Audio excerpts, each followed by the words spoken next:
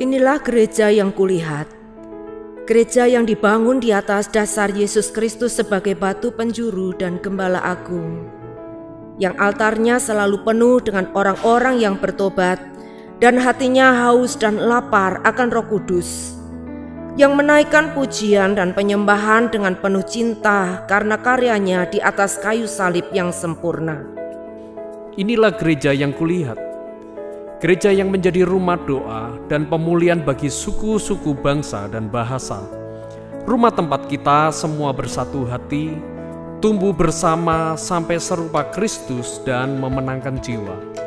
Yang sakit akan disembuhkan, yang lemah akan dikuatkan, saling menopang dan berbagi sebagai kesatuan tubuh Kristus dengan Yesus Kristus sebagai kepala. Inilah gereja yang kulihat, yang api kegerakan kasih-Nya tidak pernah padam dari generasi ke generasi, dan kerinduan hatinya untuk melayani dan menjangkau jiwa-jiwa yang terhilang. Gereja yang seperti lumbung Yusuf, selalu diberkati dan menjadi berkat. Gereja yang mengabarkan pesan kebenaran Injil Kristus melalui media, kebudayaan, pendidikan, marketplace, keluarga, politik, dan kesehatan. Gereja yang berdampak dan menjadi terang dan garam. Dan gereja yang kulihat itu adalah Kita.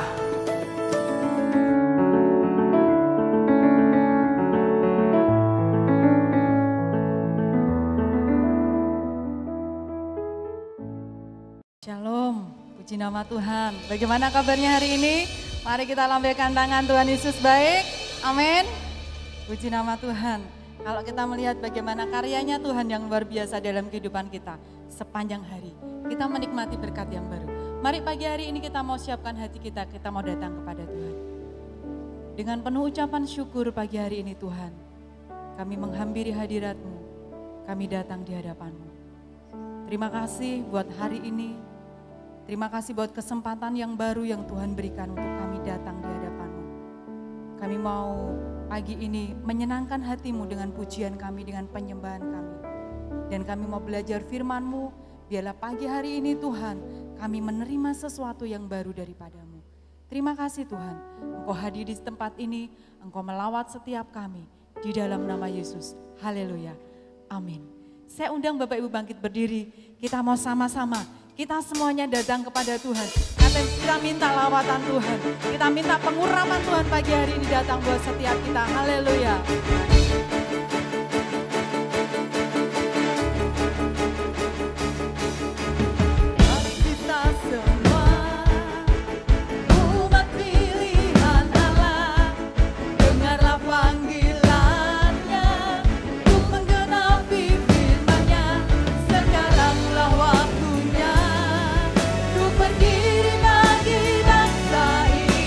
Mari maju umat pemenang.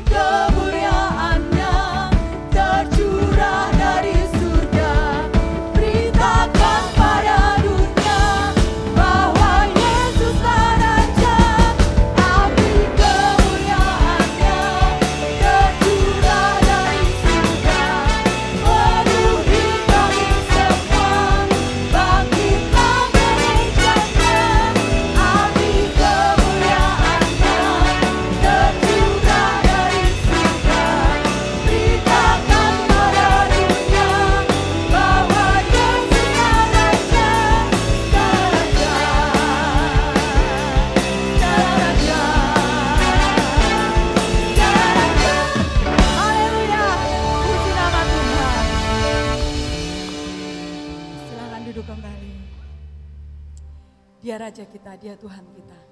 Setiap kita mempunyai tugas memberitakan firman Tuhan, menjadi saksi sampai setiap lutut bertelut dan setiap lidah mengaku Yesus Kristus, Dialah Tuhan, Juru Selamat umat manusia. Puji nama Tuhan, pagi hari ini kita mau siapkan hati kita. Kita mau memberi yang terbaik buat Tuhan. Tuhan itu Allah yang setia. Tak pernah sekalipun Dia meninggalkan kita.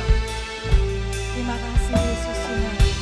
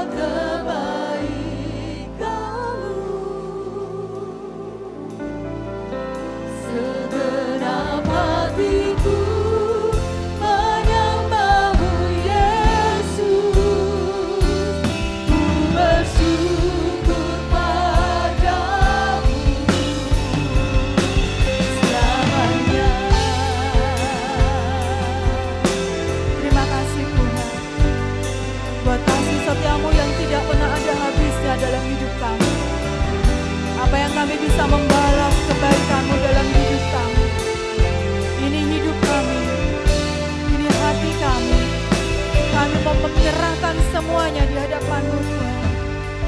Terima kasih Yesus.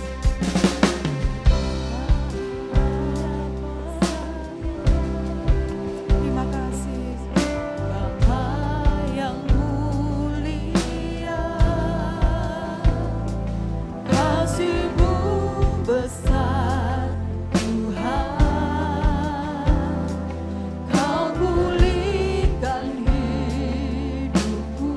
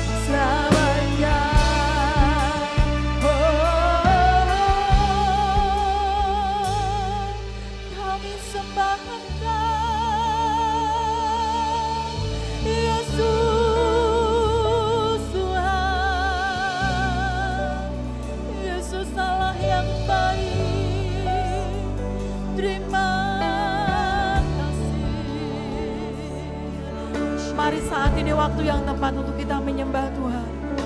Waktu yang tepat untuk kita meninggikan Dia. Waktu yang tepat untuk kita mengagungkan nama-Nya yang ajaib. Terima kasih Tuhan Yesus. Shirama kata karamaya lama sikira lama ya ramaso. Kiramaya lama sikira lama sikira. Ajaib Engkau Tuhan. Ajaib namamu. Haleluya, haleluya, haleluya.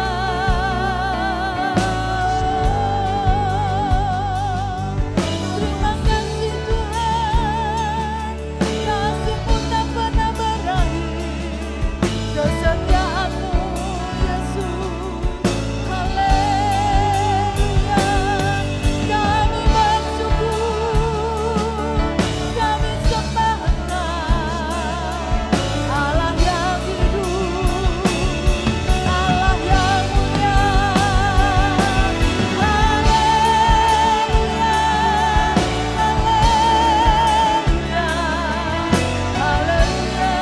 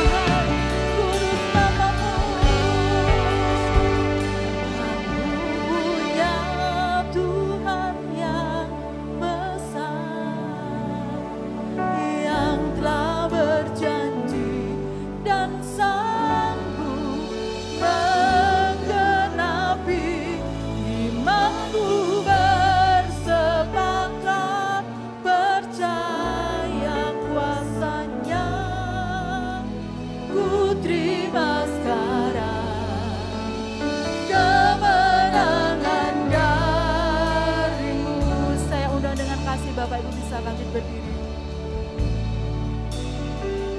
Aku punya Tuhan yang besar, yang telah berjanji dan sanggup menggenapi imanku bersepakat percaya kuasa-Nya. Ku terima sekarang kemenangan darimu.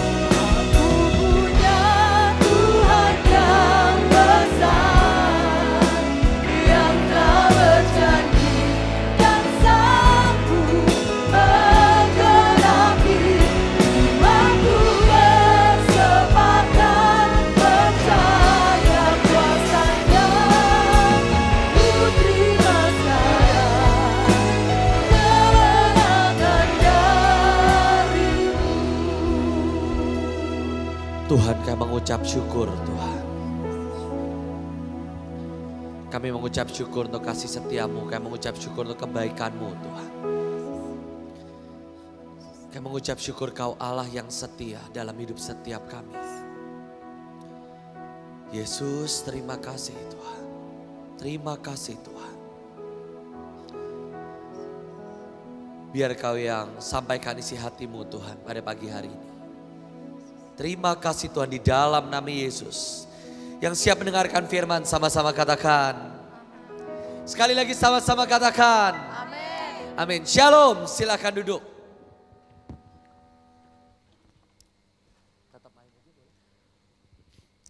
Shalom. Saudara, mari kita buka sama-sama di Alkitab. Akan ada beberapa ayat yang kita baca, Keluaran 14 ayat 21. Siapa yang percaya kita ini punya musim demi musim dalam hidup setiap kita. Kita akan masuk dari satu musim kepada musim yang baru. Dari satu era kepada era yang baru. Dari satu momen kepada momen yang baru. Kita tidak pernah hidup di dalam satu kondisi yang sama setiap saat. Saudara, saya mempelajari bagaimana binatang, tanaman mempersiapkan untuk musim demi musim. Mulai dari bagaimana mereka menyiapkan musim dingin. Mereka menggugurkan daun-daun mereka. Mereka menyimpan makanan. Begitu masuk ke dalam musim semi, mereka semua akan menuai sebanyak mungkin. Itu adalah musim berpacaran bagi para binatang. Mereka akan mencari jodoh mereka. Di musim panas mereka akan melahirkan anak-anak mereka. Mereka menyimpan semua makanan yang bisa mereka simpan. Dan masuklah musim gugur, musim persiapan. Mereka mulai menyiapkan tempat tidur, buat mereka hibernasi. Mereka mulai menyiapkan semua makanan. Dan masuklah kembali kepada musim dingin. Saudara, saya pernah suatu kali pergi ke Kutub Utara. Kutub Utara di Kanada, satu kota kecil namanya Pangnirtung, saudara. Mungkin saudara pernah mengalami musim dingin, ini adalah minus 40 derajat. Minus 40, kalau saudara tanya rasanya seperti apa? Rasanya seperti kena dry ice, saudara. Dry ice, minus 40 derajat. Dari situ saya sadar yang namanya di dalam setiap musim kita tidak bisa mengenakan senjata yang sama, jubah yang sama, cara berpikir yang sama. Kita harus upgrade dan kita harus upgrade. Saya dari kota Bekasi, kota yang sangat panas. Mungkin di hari-hari biasa kami bisa 35 sampai 36 derajat, saudara. Setiap kali kami pergi ke puncak, tidak terlalu jauh dari tempat kami, mungkin sekitar 1,5 jam. Maka mungkin kami akan mengalami 20 derajat mungkin di situ kalau pagi. Mungkin jaket satu lapis cukup. Jaket tipis cukup. Apalagi buat saya yang berbadan besar mungkin. Jaket tipis buat di puncak oke lah cukup. Kalau di Bekasi 36 derajat seringkali. Kami masuk mobil kalau mau ke tempat makan dari mobil lari beberapa. Saking panasnya. Tapi tiba-tiba saya ngalamin yang namanya Kutub Utara, saudara. Di mana jaket satu lapis tidak cukup, jaket 2 lapis pun gak cukup. Saya pakai long john, saya pakai kaos, sweater, jaket dingin. Lalu ada satu jaket khusus lah kira-kira seperti itu. Yang katanya harganya sekian $1,000, saudara. Jaket khusus buat winter, dan yang paling menarik adalah sarung tangannya harus dari kulit beruang asli. Supaya apa? Enggak kena frostbite. Dan saya tahu itulah musim yang setiap hari mereka lalui. Di situ kami jalan, kami naik udah nggak pakai rusa ya, saudara, ditariknya. Mereka ada motornya seperti itu, kami ditaruh di kotak, kami tiduran di belakang. Di kotak es kira-kira seperti itu. Di tengah-tengah jalan saya kena frostbite, saudara, kaki saya. Dan saya kaget ternyata menjadi tour guide kami tidak menggunakan jaket dalaman, hanya jaket luar satu. Begitu dia buka ternyata dia telanjang dada, saudara. Dan kaki saya dipeluk sama badan dia. Saya kaget bagaimana mungkin di minus 40. Saya udah pakai baju berlapis-lapis dan kamu hanya pakai satu jaket tebal saja. Tapi saya mau katakan ada new season, ada renewed strategi, ada renewed strength. Di dalam musim yang baru akan ada strategi yang baru. Di dalam musim yang baru akan ada kekuatan yang baru. Siapa yang mau kekuatan baru dan strategi baru yang dari Tuhan? Mungkin beberapa kita berkata, ini adalah tahun-tahun yang baik. Ini adalah tahun-tahun yang luar biasa. Ekonomi membaik, kesehatan membaik. Dan tiba-tiba 1,5 tahun yang lalu datanglah pandemi tanpa pernah kita sangka sama sekali. Tiba-tiba semua kebaktian berhenti. Tiba-tiba semua bisnis berhenti.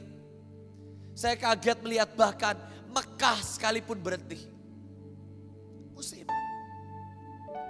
Kita dipaksa menyiapkan kebaktian online, Zoom. Cara bisnis yang baru, betul? Cara sekolah yang baru. Dan dalam hal itu pun kita beradaptasi dengan Tuhan. Dengan keadaan, maaf. Tetapi pada waktu musim rohani datang dalam hidup, apakah engkau bisa beradaptasi dengan itu? Di saat Tuhan membawa engkau mulai dari padang gurun, Tuhan membawa engkau ke Taman Eden. Di saat Tuhan membawa engkau dari satu musim kepada musim, dari satu musuh kepada musuh. Kalau saudara baca di Alkitab, Keluaran 14 ayat yang ke-21.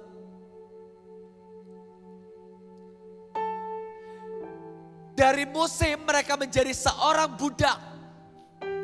Tugas mereka adalah membangun. Mereka membangun piramid, membangun istana. Dari bangsa budak, dari bangsa kuli, tiba-tiba mereka harus berubah menjadi bangsa pelarian. Dan di Alkitab ditulis seorang bernama Musa.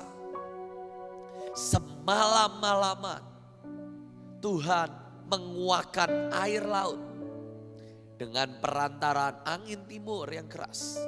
Sampai laut menjadi kering dan terbelahlah air itu. Saudara bisa bayangkan semalam-malaman Musa angkat tangan. Banyak orang berpikir kayak di film-film, sekali ketok, boom, laut terbelah. Tapi pernahkah engkau membaca semalam-malaman Musa mengulurkan tangan? Semalam-malam. Musa adalah seorang pangeran. Dia adalah seorang yang dihormati. Dia adalah seorang yang punya kasta yang tinggi. Dan dia mencoba membela bangsanya. Dan toh dia harus membayar harganya. Dia harus menjadi seorang pelarian, dia pergi. Kemudian Tuhan panggil dia sekali lagi. Kembali dia ke Mesir. Dengan modal apa? Modal taat. Menjadi bangsa pelarian, semalam-malaman mengangkat tongkat. Dan di Alkitab ditulis, dan pasukan Tuhan keluar dari tanah Mesir. Dari bangsa budak berubah jadi pasukan. Mereka masuk ke padang gurun. Satu musim, satu fase yang baru dalam hidup mereka. Buat saya ini adalah fase supranatural. Mereka makan roti turun dari langit. Mereka butuh daging, burung-burung di udara akan menghampiri mereka. Kalau pagi mereka akan dinaungi oleh awan, kalau malam mereka akan dinaungi oleh api. Supranatural setiap hari. Tetapi kemudian masuklah mereka ke satu fase, yaitu fase tanah Kanaan. Yosua 5 ayat yang ke-12. Yosua 5 ayat yang ke-12, saat mereka masuk ke tanah perjanjian, berhentilah mana itu. Pada keesokan harinya mereka makan hasil negeri itu. Tiba-tiba musim berubah. Dari musim mereka tidak harus bekerja, roti turun sendiri. Mereka tinggal pungutin, makanan sehari cukup untuk sehari. Kalau mereka serakah, maka akan diserubungi oleh ulat dan membusuk. Masuklah kepada satu musim di mana mereka harus kerja, menanam, menabur, berternak, dan bahkan berhadapan dengan musuh-musuh. Dan saya melihat bagaimana hari itu Joshua mencoba untuk mengikuti bagaimana Tuhan membawa mereka. Mereka berhadapan dengan raksasa, mereka berhadapan dengan tembok, mereka berhadapan dengan kekalahan bangsa Ai, mereka berhadapan dengan kereta besi, mereka berhadapan dengan semua musuh yang dulunya mereka tinggal angkat tangan dan batu turun dari langit. Mendadak mereka harus mengangkat pedang mereka. Itulah musim. Tidak selesai dari situ, semua bangsa Israel dibagi menjadi setiap suku, dan setiap suku harus menghadapi musuh mereka masing-masing. Musim berubah. Musim berubah. Saudara, saya mau bersaksi sedikit. Mungkin saya lihat bagaimana musim demi musim dalam hidup saya. Saya lihat bagaimana musim saya adalah seorang anak hamba Tuhan.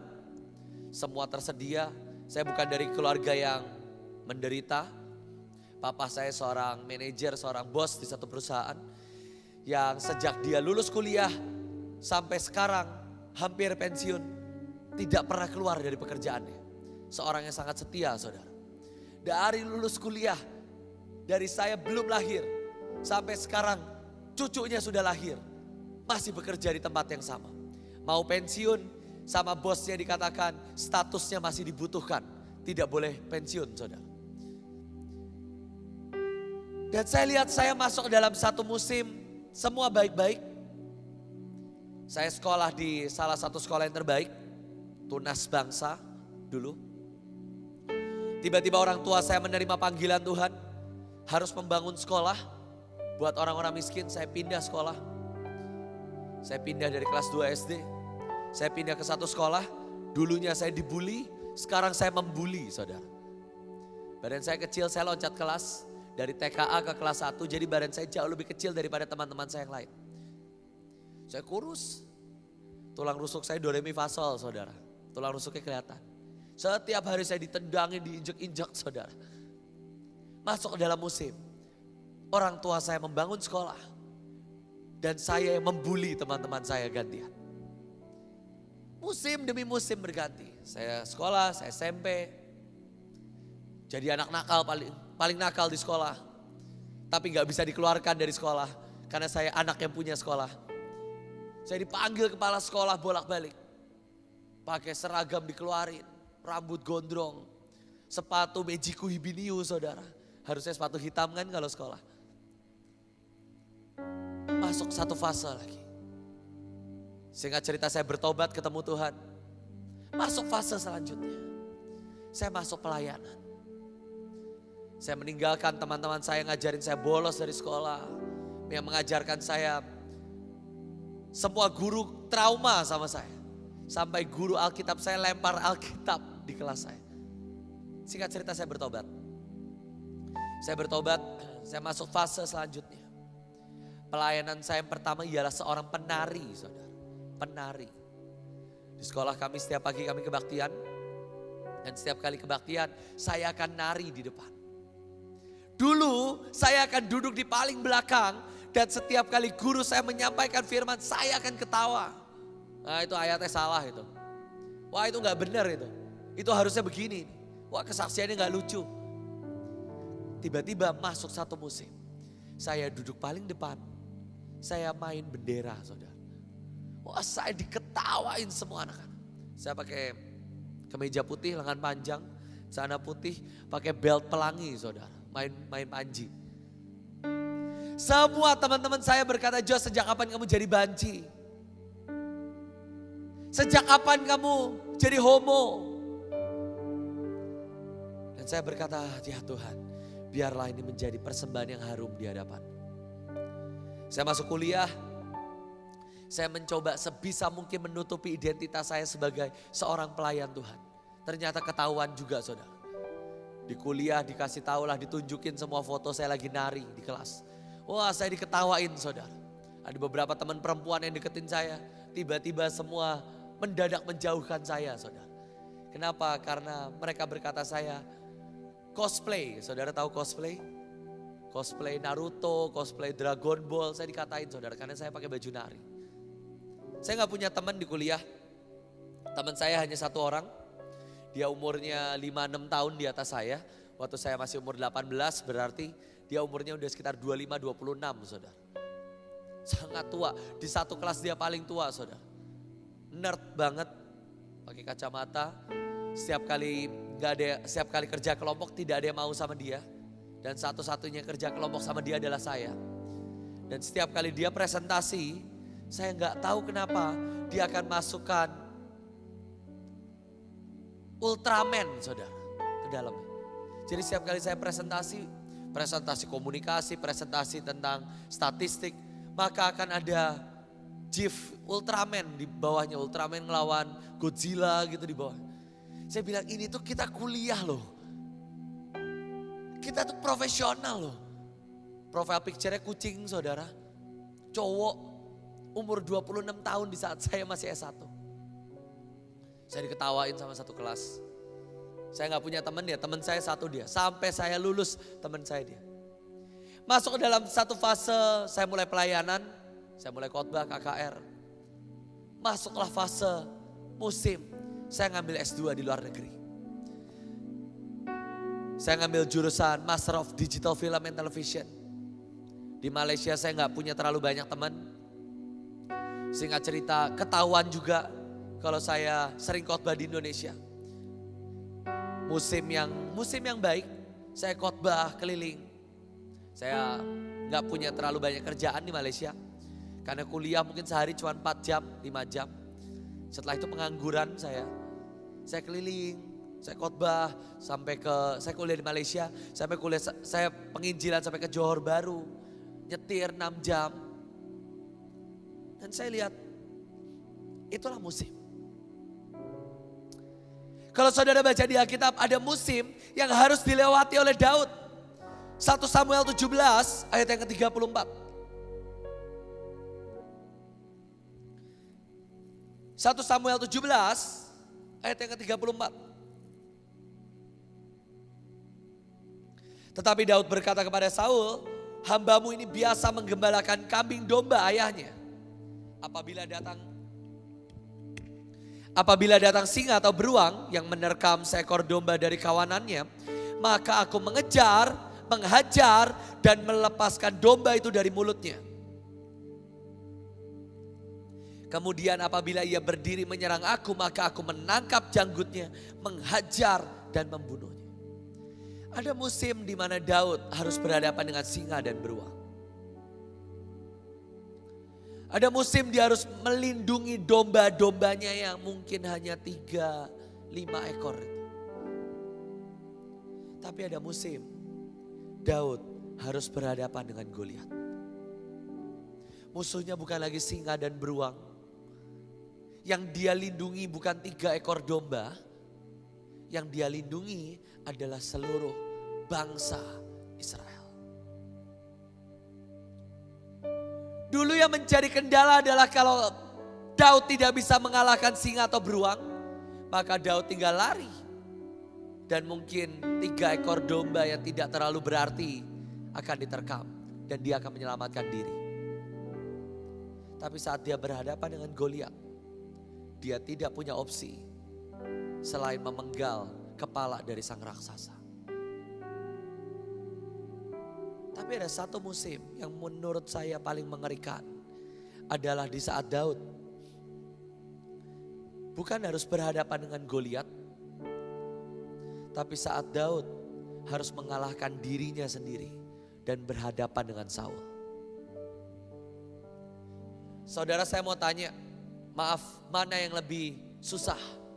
Membunuh Goliat atau membunuh seorang raja yang sedang membuang hajat dan tidak pernah tahu ada Daud di sana? Mana yang lebih mudah? Membunuh Goliat, membunuh singa dan beruang, atau membunuh seorang raja yang sedang tidur? Di Alkitab ditulis, Pasukan Daud sudah memegang tombak. Dan pasukan Daud berkata, aku tidak usah menikam 2 kali. Saul tidur. Saul sedang buang hajat. Gak kelihatan kok. Mereka ngumpet di belakang. Sangat mudah untuk Daud mengambil pedang dan memenggal Saul. Dan kabur. Gak usah ketahuan. Dan kalau saudara baca di Alkitab, ada satu kata yang ditulis seperti ini. Dan bahkan penatua-penatua Israel berkata kepada Daud, bukankah selama ini engkaulah yang mengatur pergerakan kami? Jadi selama Daud berlari, Daud adalah orang yang mengatur politik di Israel. Karena Saulnya gila, saudara. Dan sangat tidak susah untuk Daud membunuh Saul. Tetapi yang menjadi musuh Daud hari itu bukan Saul. Siapa? Dirinya sendiri. Bisakah dia tetap melihat Saul sebagai seorang yang diurapi oleh Allah? Dia tidak pernah mengotori tangannya dengan egonya sendiri. Saul tidur. Daud dengan pembawa senjatanya membawa tombak. Gak usah 2 kali, saudara. Bahkan saya yang gak pernah pegang tombak, beneran pun, saya yakin bisa bunuh Saul yang sedang tidur kok. Tidur. Tajam. Tapi hari itu Daud, dia bukan hanya mengalahkan singa beruang Goliat, dia berhasil mengalahkan egonya sendiri, keinginannya. Saudara bisa bayangin ya, dikejar-kejar tuh gak enak. Daud itu pernah menjadi anggota kerajaan, dia menantu Saul. Tapi dia harus lari dari satu padang gurun kepada padang gurun. Dia harus lari dari satu kota pelarian kepada kota pelarian. Dari satu goa kepada goa lain. Dan itu gak enak. Itu gak enak. Tapi buat Daud, waktu dia harus melewati musim itu, dia melewati bersama Tuhan. Ada musim yang Esther lalui. Saya sangat suka musim yang Esther lalui. Esther 2 ayat yang ke-12. Ada musim di mana Esther dirawat dengan baik selama 12 bulan. Saudara tahu kenapa Esther dirawat selama 12 bulan? Selain betul dia harus semua kotoran di kulitnya semua harus keluar. Sampai berkeringat pun baunya ialah bau parfum. Tapi satu sisi menurut tradisi kerajaan zaman dulu, semua calon ratu, semua bakal ratu, bakal selir harus direndam, harus dikarantina selama 12 bulan. Supaya apa? Siapa tahu ada yang hamil di luar nikah. Jadi dipastikan mereka semua bersih. Dan saya yakin selama 12 bulan itu adalah fase yang terbaik. Esther tidak usah melayani raja. Esther cukup tidur-tiduran. Mungkin olahraga dikit, tergantung seleranya raja. Mungkin Esther akan perawatan, manicure and pedicure setiap hari. Kerimbat, dipijat. Saya nggak tahu lah seberapa terfokusnya hari itu. Tetapi yang pasti Esther direndam memakai minyak mur. Dia direndam dengan wangi-wangian. Dia direndam dengan minyak kasai. Bukankah itu yang menjadi impian dari semua wanita mungkin di tempat ini? Perawatan dan menjadi sangat cantik. Tidak usah kerja, tidak usah repot 1 tahun. Tapi ada satu fase, dia harus mempertaruhkan kepalanya sendiri. Untuk berhadapan dengan raja yang tidak memanggil dia. Itulah musim. Itulah musim. Saudara, kalau hari ini saya tanya engkau sedang ada di musim apa? Keluargamu sedang ada di musim apa? Musim yang baikkah? Musim semi di mana semua bunga akan bersemi? Atau engkau mungkin ada di musim panas, meskipun panas sedikit tetapi engkau tetap diberkati Tuhan. Meskipun ada banyak persoalan, tapi engkau tetap diberkati dengan sangat musim panas. Atau mungkin kau sedang di musim gugur, di mana semua ekonomimu sedang nukik turun. Atau bahkan mungkin kau sedang ada di musim panas, musim dingin maaf. Di mana tidak ada yang bermekaran di situ. Tidak ada yang nyaman, semua dingin, cintamu dingin. Engkau dingin dengan Tuhan. Engkau sudah dingin dengan hadirat Tuhan. Engkau sudah dingin dengan kebaktian. Engkau sudah dingin dengan keluargamu. Tidak ada yang bisa menghidupkan. Tidak ada yang bisa menggairahkan engkau. Tidak ada lagi yang bisa membuat engkau menyala-nyala dan berapi-api. Mungkin yang dulunya kau berkata, saya ini lagi berapi-api loh Pak. Saya lagi cinta-cintanya sama Tuhan. Saudara, pelayanan kami juga tidak pernah semulus itu. Kami pelayanan di orang-orang jalanan, orang-orang miskin. Dan salah satu pelayanan kami ialah di tempat pembuangan sampah. Mereka yang terbuang, mereka yang rejected. Suatu kali kami pelayanan ke sana dan hari itu mama saya sedang mengandung adik saya.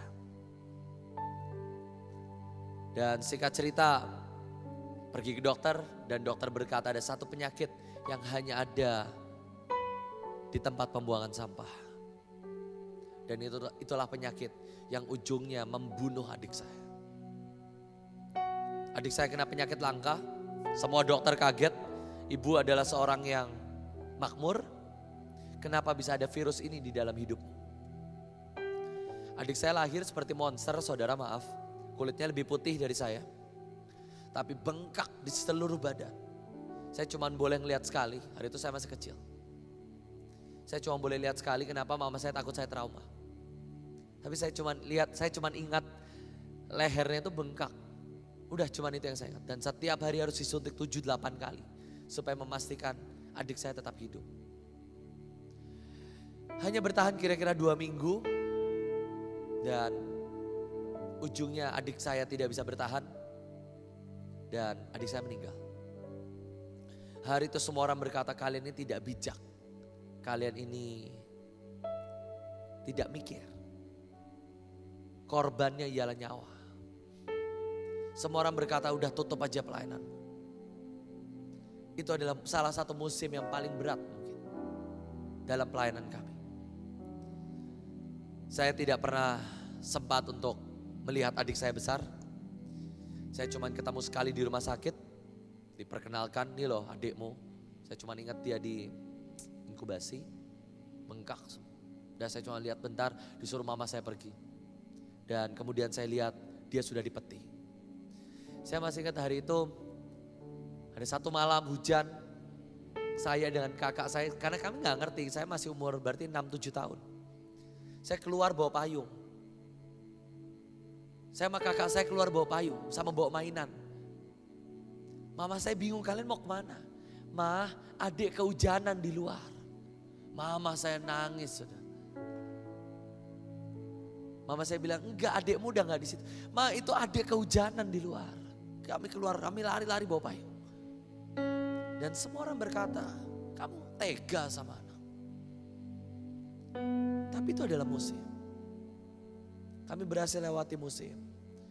Kami pernah masuk satu musim, tempat pelayanan kami, gereja kami, dilempari batu, dilempari kotoran manusia. Musim. Saya juga masih kecil, mobil papa saya pecah, saya masih ingat. Karena rumah kami dilempari, karena kami dikatai kristenisasi. Itu musim. Masuk ke musim pelayanan itu diserahkan kepada saya. Masuk di musim di mana kami harus berjalan dengan iman. Kami harus berjalan dengan Tuhan. Masuk ke musim,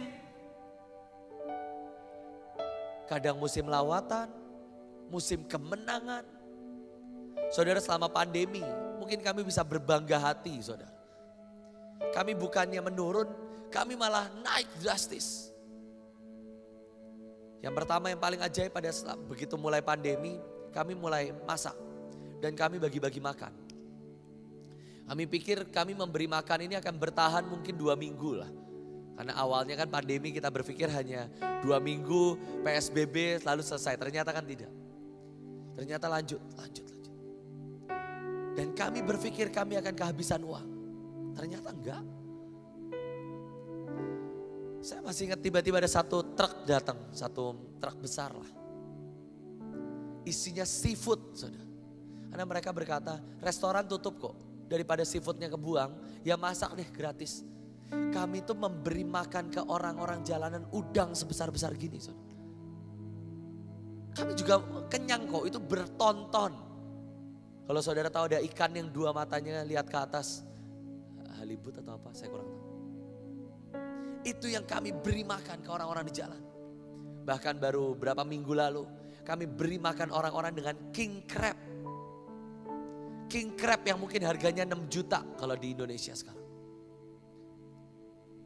Total mungkin kami beri makan yang kami hitung sama sembako. Ada 2 juta orang yang kami berkati selama pandemi. Dan buat saya itu adalah musim yang glorious. Musim yang ajaib. Tapi kemudian ada jemaat kami yang meninggal dan keluarganya menyalahkan kami karena pandemi kami tetap bagi-bagi makanan. Itulah tetap musim. Kami melewati yang namanya musim kemuliaan. Tapi waktu engkau berjalan bersama Tuhan, engkau akan bisa melewati semua musim dalam hidupmu.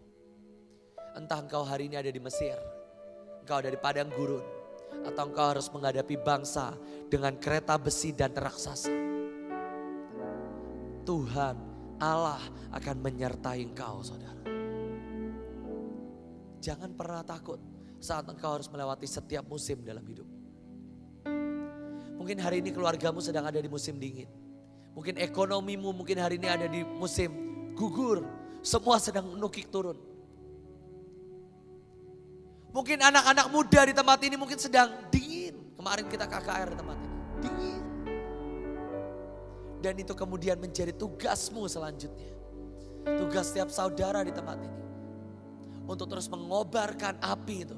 Sampai kembali anak-anak muda dilawat Tuhan. Dan terbakar iman mereka. Amin. Tapi hari ini. Mari kita buka dan mari kita tutup. Mazmur 23 ayat yang keempat.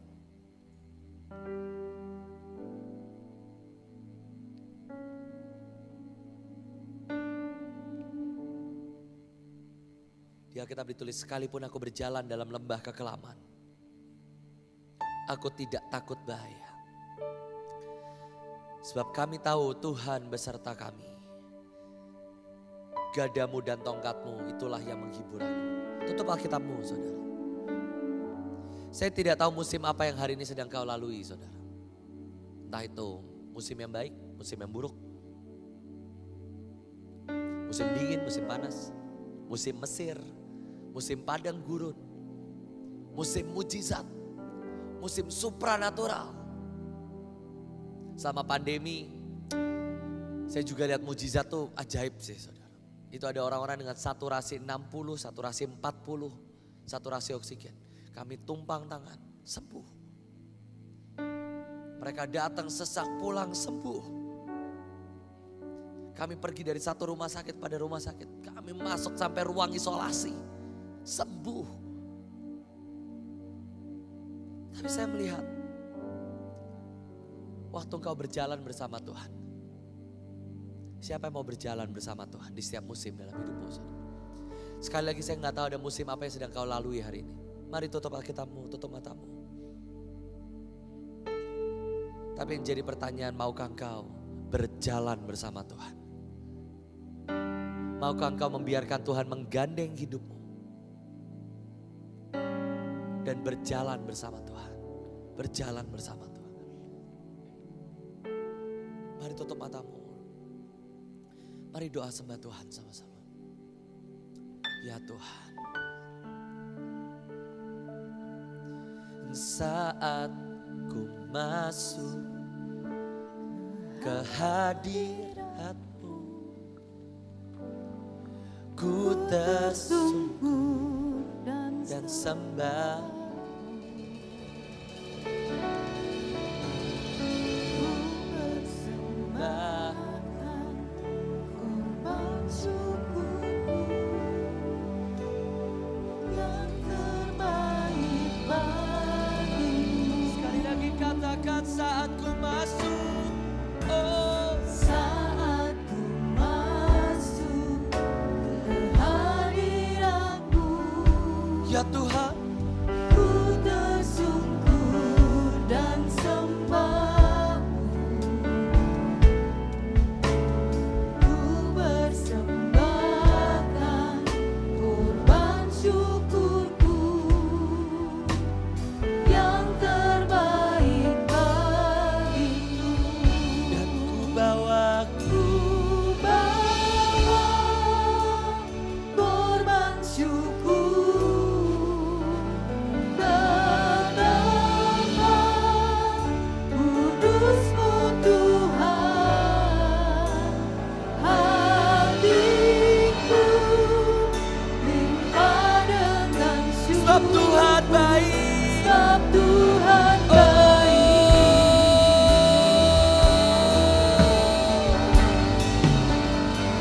Ku bawa korban syukur ke tempat kudus-Mu Tuhan. Hatiku limpah dengan syukur, sebab Tuhan baik. Saudara, seberapa banyak kau di tempat ini yang kau tahu hubunganmu dengan Tuhan sedang memasuki musim dingin? Kau yang tahu selama 1,5 tahun pandemi ini ada sesuatu yang mati dalam hidup. Mungkin ekonomimu hidup, mungkin keluargamu hidup. Tapi engkau tahu ada sesuatu yang mati di sini. Ada satu hubungan yang mati. Ada satu hubungan dengan Tuhan yang menjadi sangat dingin. Dan kau mau berkata, Tuhan, bawa aku keluar dari musim dingin dalam hidupku. Kalau engkau orang yang taruh tanganmu di hatimu, saudara. Yang kau tahu selama 1,5 tahun ini. Ada yang dingin. Ada yang dingin. Taruh tanganmu di hatimu, saudara. Kau tahu ada yang dingin dalam hidupmu.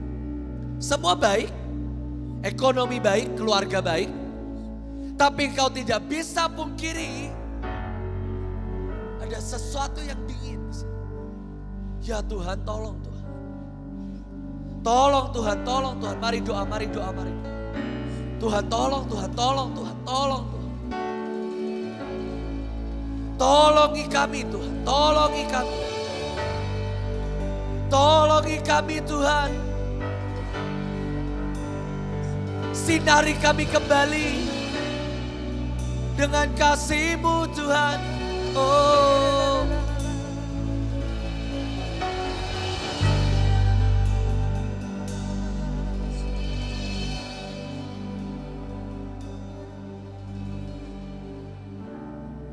Tuhan, Tuhan. Mari bangkit berdiri sama-sama. Ya Tuhan. Ya Tuhan. Jamah hidup kami. Jangan biarkan anak-anak-Mu di tempat ini mati Tuhan. Semua pelayan-pelayan Tuhan. Semua pelayan altar, pelayan mesbah. Semua mereka Tuhan. Mungkin hari ini mereka, ya, saudara tahu kau ada dalam padang gurun. Dan kau tidak lihat ada jalan keluar.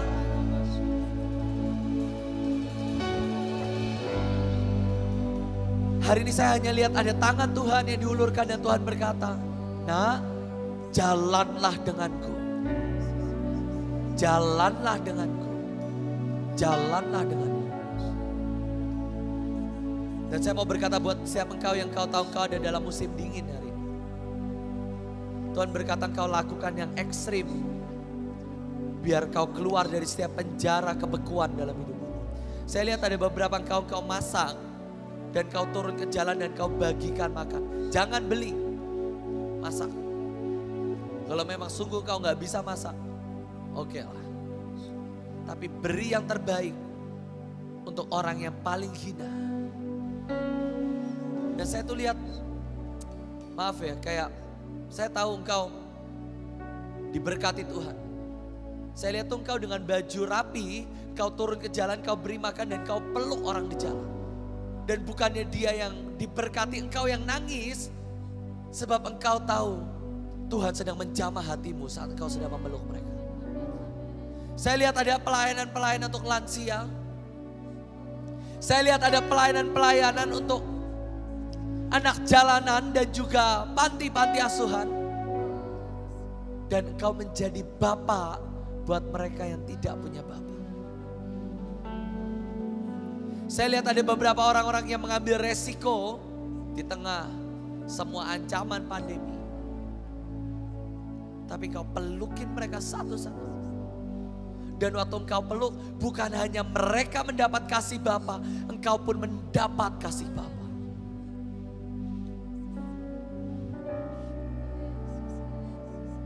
Dulu, kalau engkau tahu itu langkah orangnya, sekali lagi angkat tanganmu seperti engkau sedang menerima dan berserah kepada Tuhan. Tapi biar pagi hari ini, engkau keluar dari padang gurunmu, saudara. Engkau keluar dari musim dingin, dari gua-guamu.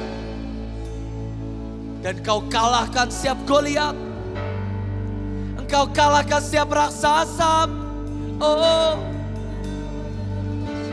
Mari sebatu asyikena rabara sokonana. Mari berurusan dengan Tuhan 5 menit. Mari berurusan dengan Tuhan. Hikina rabara asyikena rabara sokonana. Hikina rabara asyikena rabara sokonana rabara asyikena. Bakar, bakar setiap kami. Wow. Bakar, bakar, bakar setiap kami. Oh. Shekena rabaraso.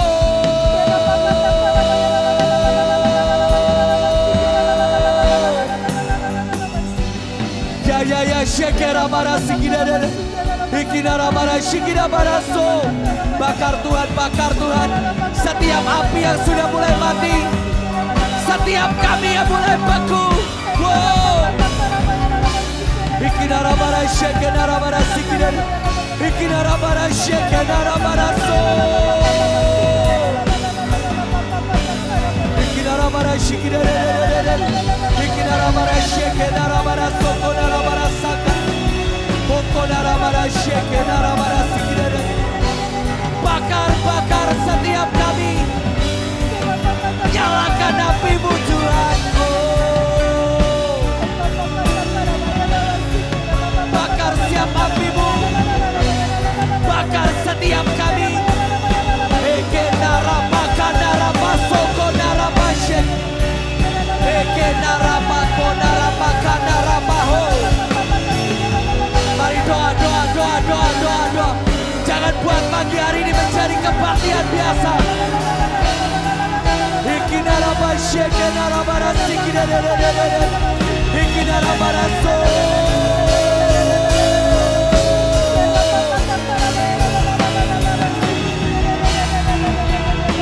Hikina rabarashekena rabarasakana.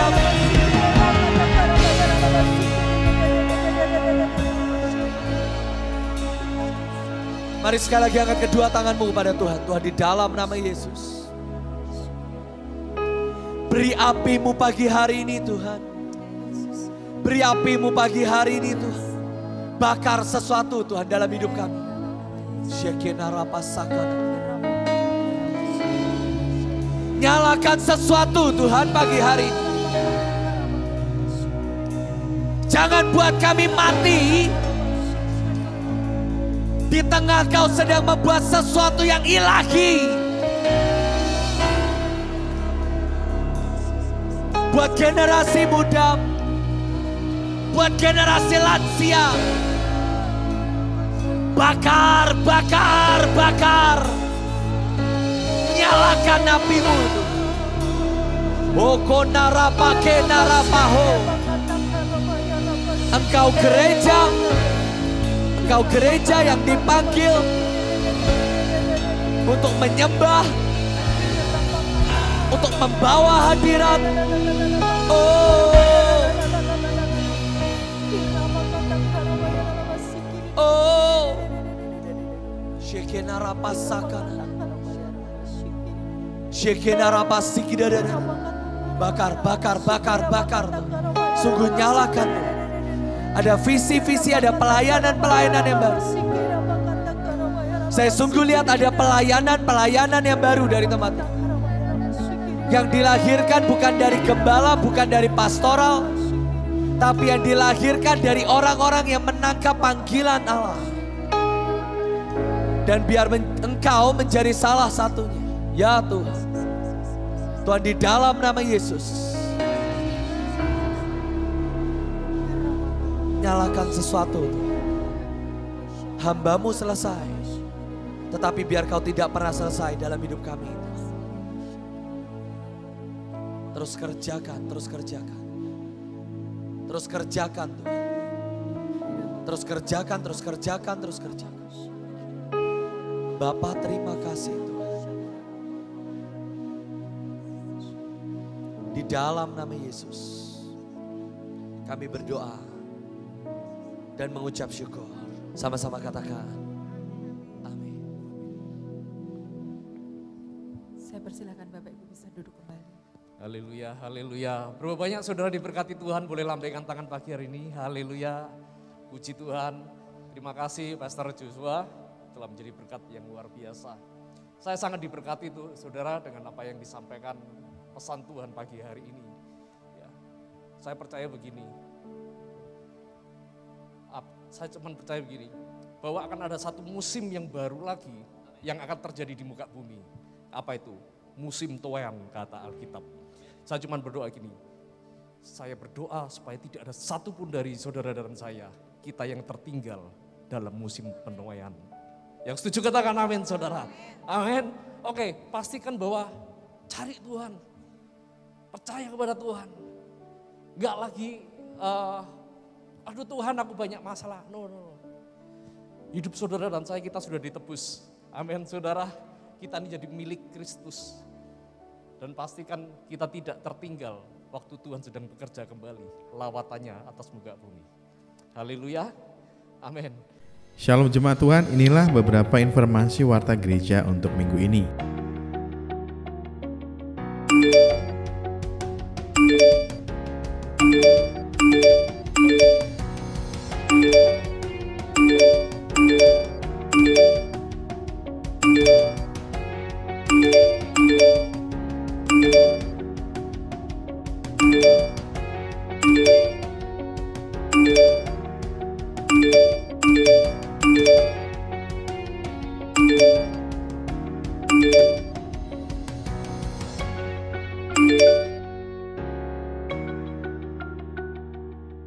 Ibadah dan perayaan hari ulang tahun Gereja Betani Blora ke-31 akan dilaksanakan pada hari Rabu tanggal 3 November 2021 pukul 5 sore. Segera daftarkan diri Anda ke admin gereja. Ibadah BBI akan dilaksanakan hari Selasa 26 Oktober 2021 pukul 5 sore dengan pembicara Ibu Elizabeth Endang Rahayu. Ibadah sekolah minggu tatap muka dilaksanakan minggu depan pada pukul 10 pagi. Pelayanan baptisan akan dilaksanakan pada minggu pertama di bulan November 2021. Bagi jemaat yang ingin baptis bisa menghubungi admin gereja. Jadwal doa dalam sepekan Gereja Betani Blora. Doa sepakat via Zoom setiap hari Senin pukul 7 malam. Doa malam lawatan setiap hari Jumat pukul 7 malam. Doa misi setiap hari Sabtu pukul 8 pagi. Persembahan dan perpuluhan dapat dikirim ke rekening kas gereja di BCA nomor rekening 19697777779 atas nama GBI Betani Blora. Bagi jemaat yang diberkati dengan program yang ada di channel YouTube Gereja Betani Blora, jangan lupa like, share, dan subscribe. Demikian warta Gereja Betani dalam sepekan. Tuhan Yesus memberkati. Besok Selasa akan ada fellowship untuk para wanita di tempat ini saudara ya. Saudara yang wanita saudara bisa ajak teman-teman, anak saudara yang perempuan ya, karena wanita ini bukan cuma sekedar yang sudah menikah, tapi semua wanita saudara ya. Nah bapak-bapaknya bagaimana? Bapak-bapaknya juga punya tugas ini ya, nganter istrinya ya. Yang setuju katakan amin bapak-bapak ya. Saudara sudah bisa menjadi berkat yang luar biasa untuk kerajaan surga bapak-bapak. Ya jangan lupa juga 10 hari lagi saudara, kita akan mengadakan sebuah ucapan syukur yang luar biasa karena gereja kita 31 tahun saudara ya, kita akan merayakan ulang tahun. Nah ulang tahun gereja ini bukan bicara tentang siapa yang hebat karena pelayanan kita, perjuangan kita, no. Kita akan sedang merayakan 31 tahun tangan Tuhan tidak pernah lepas menyertai pelayanan kita. Amin saudara, karena itu ayo kita mulai berdoa hari ini ya saudara ya. Gini, berdoa untuk apa? Untuk jiwa-jiwa. Berdoa untuk siapa? Untuk keluarga saudara. Ya, mungkin sanak saudara, orang tua saudara yang belum pernah ke gereja, belum kenal Tuhan, tetanggamu, temanmu saudara ya, ajak. Ya, tapi sebelum ngajak, doakan dulu mulai hari ini. Sepakat saudara ya. Firman Tuhan bagi 2-3 orang sepakat, Tuhan hadir dan Tuhan bekerja. Ya, nanti sebelum ibadah terakhir kita akan doa sama-sama untuk jiwa-jiwa saudara. Ya, mari sama-sama kita bangkit berdiri dan kita akan akhiri ibadah kita pagi hari ini. Hidupku menggenapi firman-Mu, tanda mujizat sertai setiap langkahku. Kau bersamaku di dalamku, jadi bukti kebesaran-Mu.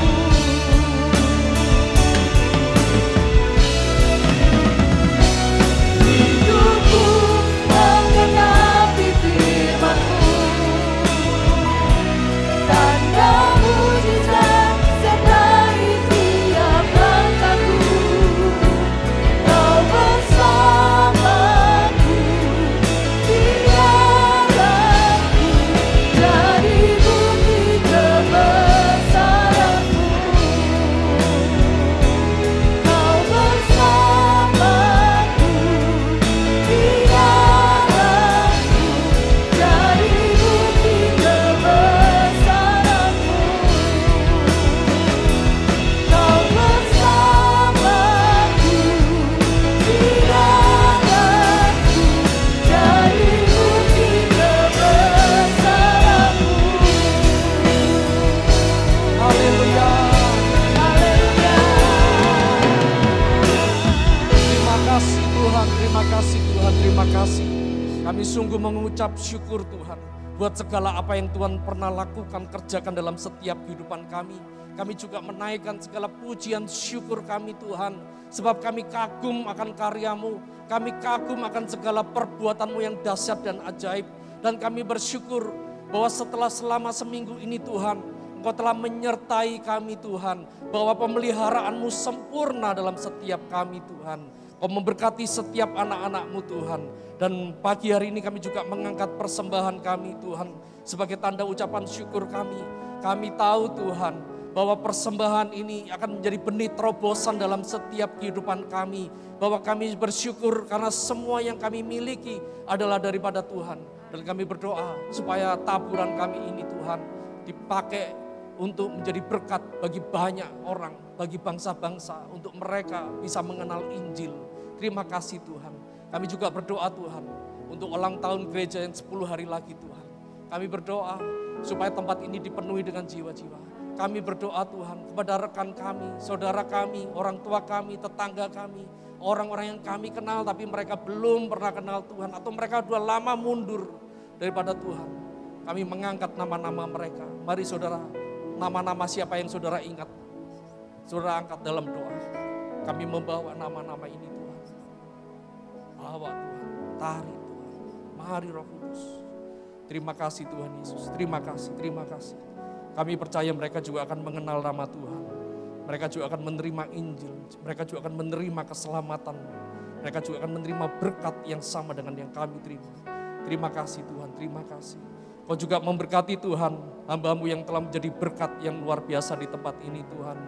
Tuhan memberkati pelayanan, pekerjaan, Apapun yang dikerjakannya menjadi berhasil. Sebab roh Tuhan, roh-Mu sendiri yang dahsyat dan ajaib itu menyertai senantiasa. Kau pakai Tuhan, melalui pelayanannya akan membangkitkan banyak orang. Akan membawa banyak orang datang kepada Tuhan.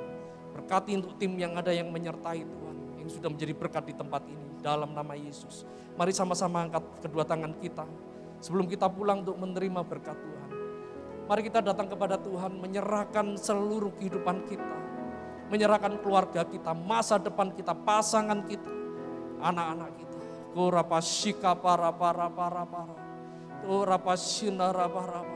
Kami menyerahkan Tuhan, semua apa yang Tuhan percayakan dalam setiap kehidupan kami, ke dalam tangan-Mu. Biarlah tangan-Mu sendiri Tuhan yang memegang, yang menggandeng setiap kami Tuhan.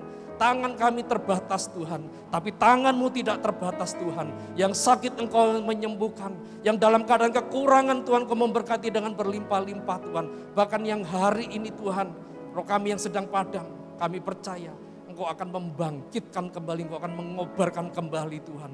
Sebab roh-Mu sedang melawat kami pagi hari ini Tuhan. Kami menaikkan segala ucapan syukur kami menaikkan segala hormat kami kepadamu, kekaguman kami kepadamu Tuhan. Terima kasih Tuhan, terima kasih. Dan sebentar kami akan kembali ke rumah kami masing-masing. Kami percaya Tuhan, bahwa berkat-Mu selalu menyertai kami. Kasih setia-Mu, sukacita-Mu, hal-hal yang tidak pernah kami bayangkan, pikirkan Tuhan. Engkau telah menyediakannya dengan berlimpah-limpah. Karena itu pulanglah dengan segala berkat Tuhan, damai sejahtera, sukacita, dan yang terlebih, hadirat Tuhan yang selalu menyertai setiap saudara dan saya. Semua yang percaya telah menerima berkat Tuhan. Hanya di dalam satu nama Tuhan Yesus Kristus yang percaya katakan amin. Shalom, Tuhan Yesus memberkati saudara.